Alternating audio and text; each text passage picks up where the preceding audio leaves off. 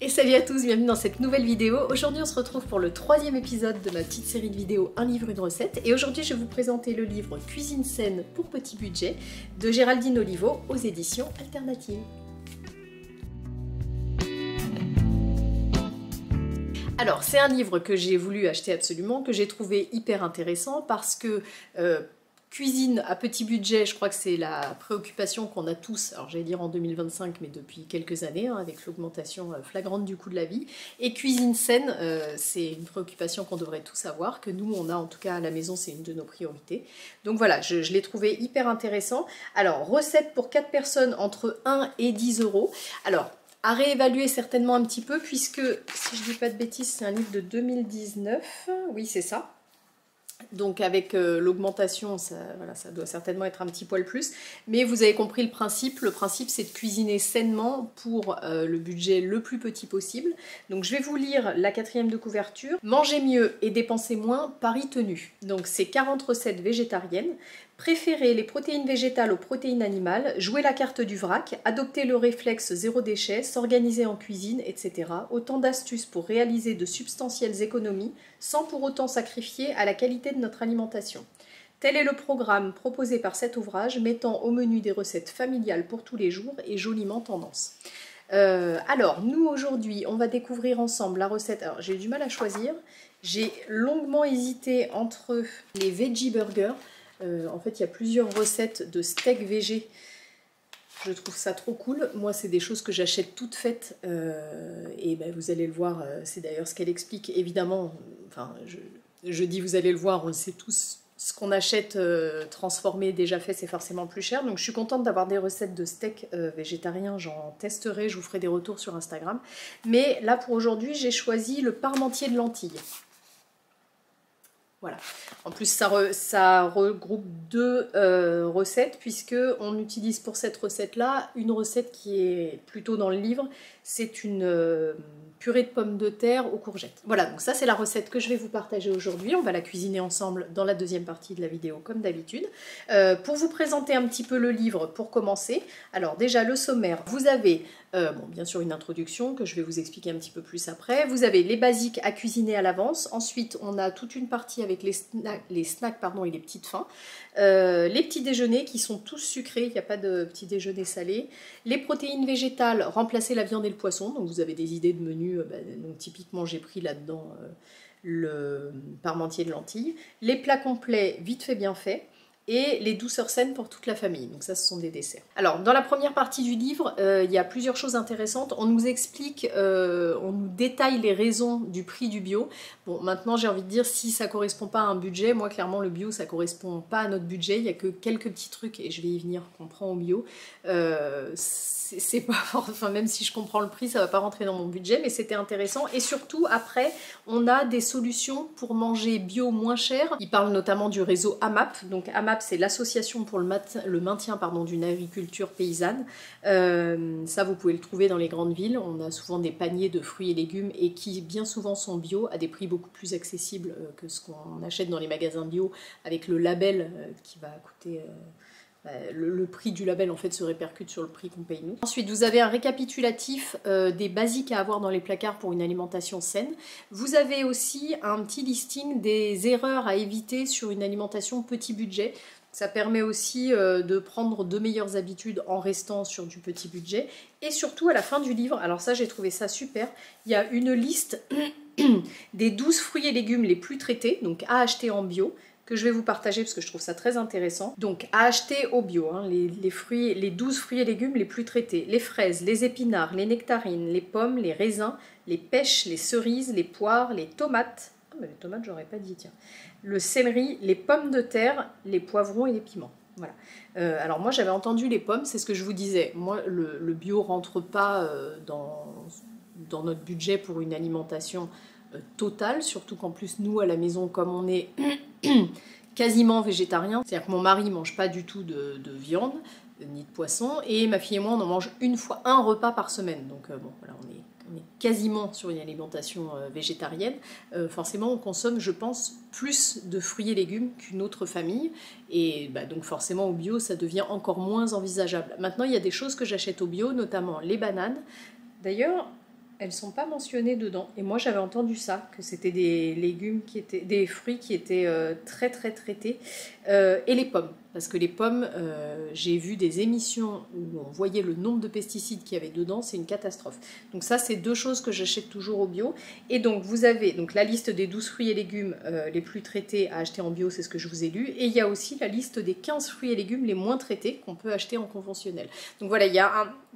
C'est un peu une ode au bio, mais si vous ne pouvez pas vous le permettre, eh ben ça donne des solutions alternatives, soit pour manger bio moins cher, soit pour manger presque comme le bio, soit pour ce que vous achetez pas au bio, voilà ce qu'il faut privilégier.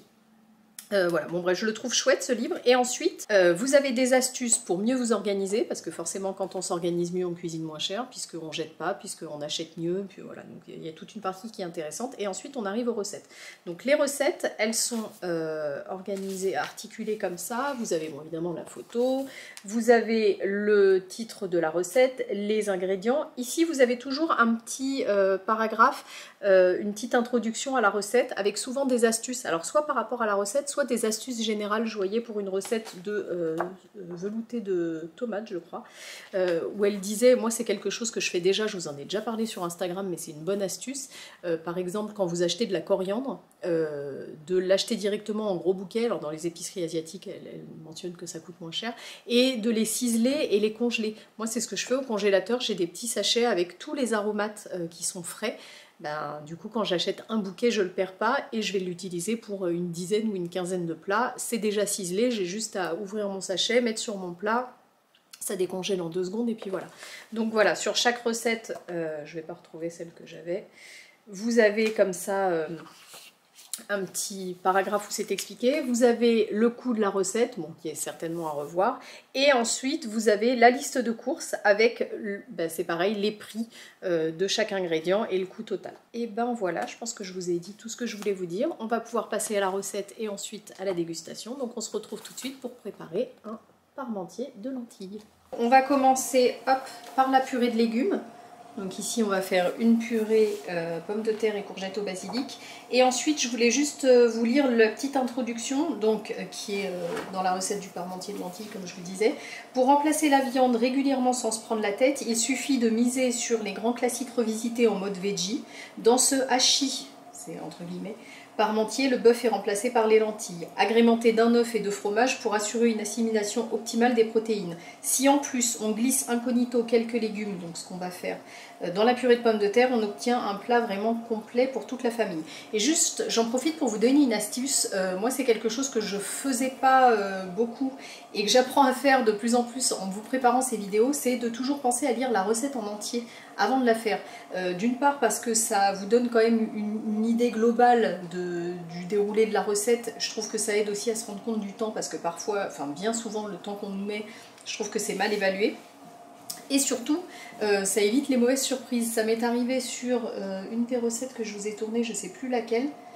Je ne me rappelle plus, mais sur la fin, je me suis dit, mais mince, si j'avais lu ça avant. Et vous voyez, là, j'ai typiquement l'exemple. On prépare un parmentier de lentilles. Donc, on va faire la partie hachis, je ne sais pas comment dire, la partie parmentier, là. Puis, on va dresser, puis on va rajouter la purée, puis on va ajouter le fromage et on va le mettre au four. Ça, c'est toutes les étapes. Et en fait, en tout dernier, il y a une astuce, mais on est après avoir enfourné, etc. Pour éviter que le hachis de lentilles ne se défasse au moment de couper les parts, on peut le passer quelques secondes au mixeur avant de le répartir dans le plat pour obtenir une préparation plus crémeuse. Mais vous voyez, si vous lisez ça au moment, en fait, si vous faites la recette pas à pas, mais en fait, au moment où vous lisez ça, le plat est déjà dans le four, quoi. Donc ça vaut le coup, voilà, juste je donne l'info, moi je me force à le faire de plus en plus. Pensez à lire les recettes en entier, ça fait souvent, alors soit gagner du temps, soit ça permet d'avoir les astuces au moment où on aurait dû les avoir. Là, en fait, il aurait fallu le mettre avant de dresser le plat, quoi. Voilà, donc c'est parti, on attaque la purée de légumes.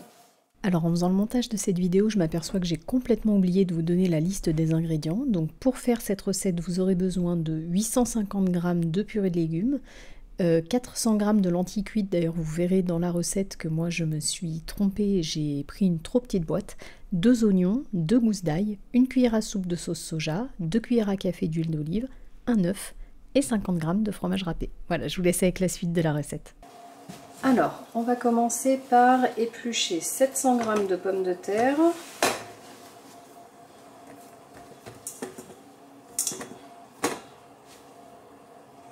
je vais mettre un peu plus parce qu'une fois qu'on aura enlevé la peau...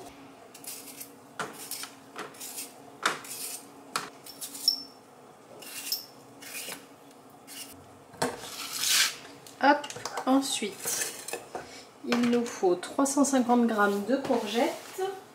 Bon, c'est un peu juste. En plus, à mon avis, une fois que j'ai coupé le trognon,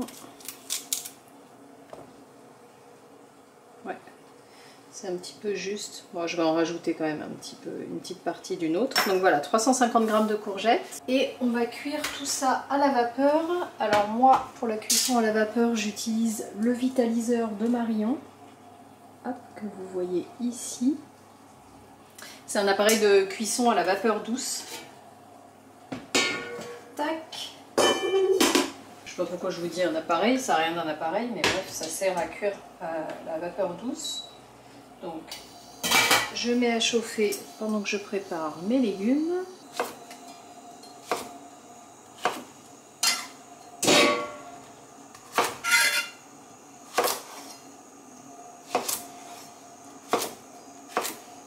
C'est une super bonne idée ça, une purée courgettes pommes de terre mise à part dans ce plat.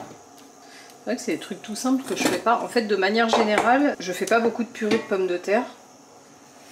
Mais c'est vrai que quand on veut en faire une, ça fait quand même moins de pommes de terre. Ça permet de mixer avec un peu de légumes. Je trouve que c'est une très bonne idée. Voilà, donc on coupe tout ça en morceaux et on met à cuire à la vapeur. Alors là, dans le livre, ils indiquent 30 minutes. Mais ça va dépendre de quel type de cuisson à la vapeur vous faites. Alors le principe, moi, du mien, la vapeur douce, c'est de cuire moins et que les légumes soient toujours croquants. Bon, là, évidemment, c'est pas l'idée puisqu'on va faire une purée. Donc je vais laisser jusqu'à ce que ce soit bien cuit. Voilà.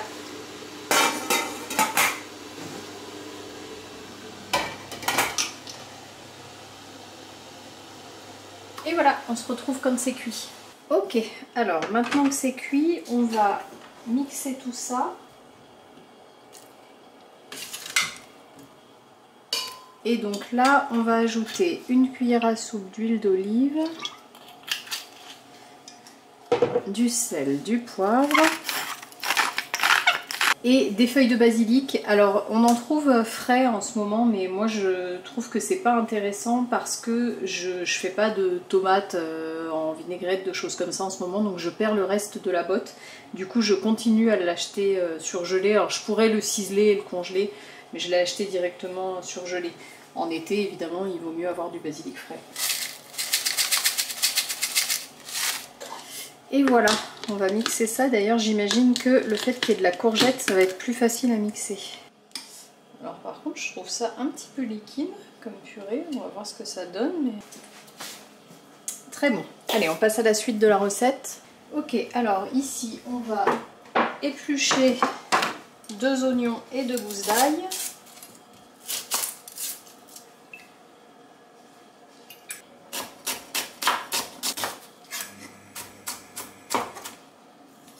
Donc il faut faire revenir l'oignon et l'ail et ensuite baisser le feu et laisser une quinzaine de minutes pour que ça devienne bien fondant, que ça fasse une compotée d'oignons.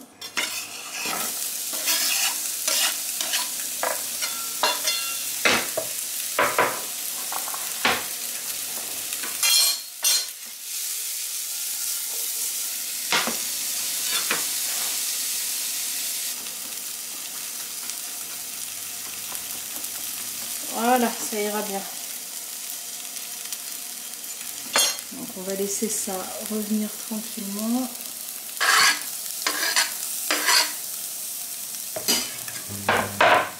Alors, je vais baisser un petit peu le feu, je vais laisser donc 10-15 minutes compoter. On va préchauffer le four à 200 et en attendant on va préparer le parmentier de lentilles.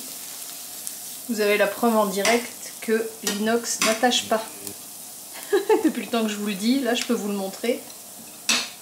Ok, alors en attendant, on va préparer ce qu'il va falloir rajouter. Donc je vais rincer les lentilles. Donc ici, il conseillait des lentilles déjà cuites. Moi je les ai prises en boîte parce que je savais que cette semaine j'aurais pas le temps. Je vais rincer les lentilles. Donc là, ça a bien compoté. On va ajouter les lentilles, la sauce soja, une cuillère à soupe. Alors d'une part, moi je mesure souvent à l'œil et la sauce soja dans toutes mes recettes je mets toujours le double. Mais bon oui, non, je vais respecter pour faire la vraie recette. Alors, sachez que c'est quelque chose que je fais très rarement. Sauce soja chez moi c'est toujours doublé. Et un œuf. Donc, je vais le mettre de l'autre côté. Hop.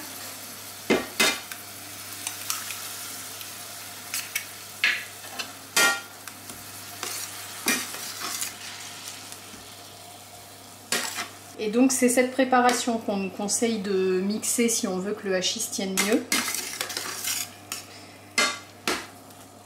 Alors moi là, j'ai pas spécialement envie de laver mon mixeur dans lequel il y a déjà la purée.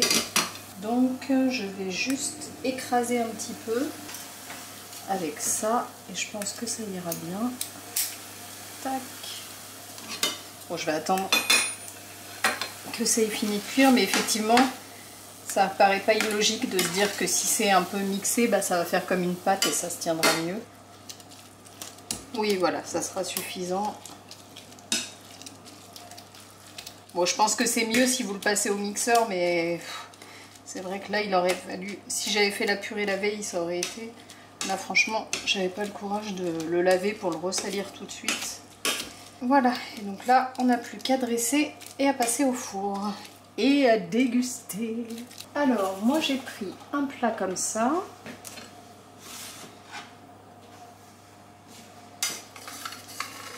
Ah, c'est un petit peu juste pour mon plat. En plus, j'ai été tentée de mettre un peu plus de lentilles. J'ai voulu respecter la recette. Je pense qu'il faut un plat un peu plus petit. En tout cas, ça sent très bon. Voilà, et ensuite, on met la purée de légumes par-dessus.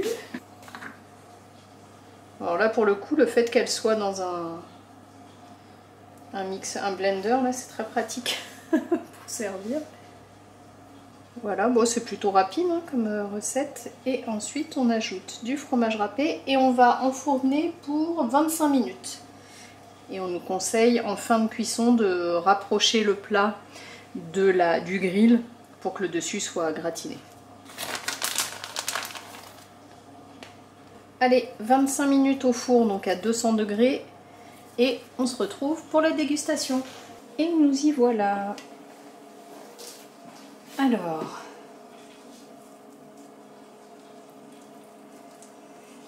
à mon avis, le dressage va pas être très joli, parce que c'est toujours compliqué à attraper dans les plats carrés, ça.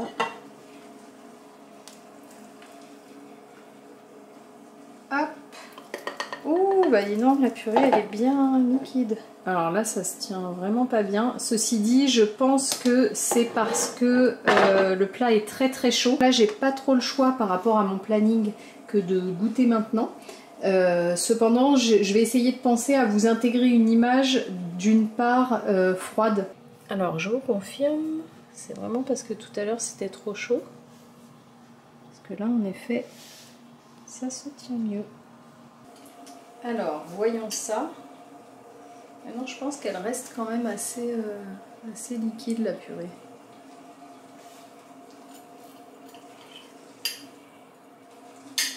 Alors, on va prendre un petit peu où ça fume. Je vais essayer de ne pas me brûler en direct.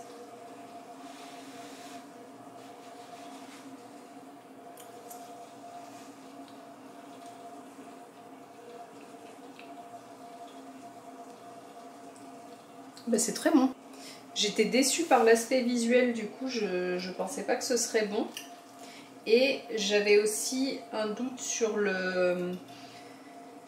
En fait, je trouve que ce qui est délicat avec ces plats là, ces remplacements de plats, vous voyez, nous à la maison on mange végétarien, mais je fais rarement des plats qui sont censés être de la viande en mettant un substitut où, vous voyez, j'ai plus tendance à faire des plats qui sont faits pour être végétariens. Et du coup, plutôt de la cuisine du monde. Parce que j'ai toujours peur de rechercher le goût de la viande. Et là, franchement, c'est très bon. Alors forcément, le petit fromage gratiné, ça aide. Mais écoutez, ça paye pas de mine. C'est pas très joli, mais c'est très bon. Donc je valide, je vous conseille la recette.